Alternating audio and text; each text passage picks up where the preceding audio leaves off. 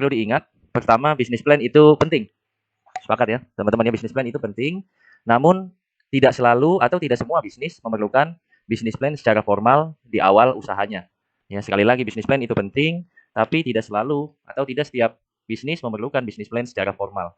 Ya, yang perlu diingat, pertama, tujuan dibuatnya bisnis plan secara formal atau secara dokumentasi adalah umumnya bisnis plan digunakan untuk berhubungan dengan pihak ketiga. Ya, misalkan untuk proses pendanaan. Ya, kita cari dana, cari modal, ya, baik ke investor ataupun ke kreditur. Nah, itu biasanya mungkin memerlukan bisnis plan di awal bisnis. Ya. Atau contoh lain adalah misalkan untuk kerjasama dengan supplier ataupun kita presentasi kepada calon customer kita. Nah, mungkin hal tersebut adalah membutuhkan dokumentasi bisnis plan. Ya, itu pertama. Yang kedua, yang perlu diingat adalah masalah skala bisnis yang akan kita jalankan.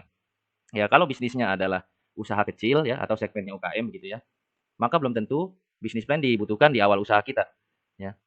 Biasanya perencanaan bisnis ya atau bisnis plan dalam bisnis UKM ya atau bisnis bisnis rumahan ya hanya memerlukan checklist kesiapan usaha ya kadang. Jadi bisnis plan nggak perlu-perlu banget gitu ya untuk bisnis rumahan atau bisnis UKM. Ya, bahkan hanya sekedar checklist kesiapan usaha. Ya.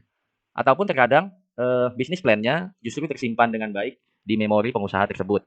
Ya, ya bayangkan kakek nenek kita mungkin ya waktu eh, berdagang ya atau bisnis buka agen beras ya.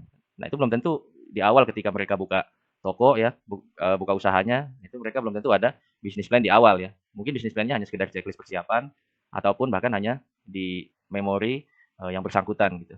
Jadi sekali lagi bisnis plan itu ya kesimpulannya bisnis plan itu penting. Namun belum tentu setiap bisnis memerlukan bisnis plan secara formal di awal. Baik, sekian dari saya. Semoga menjawab dan semoga bermanfaat.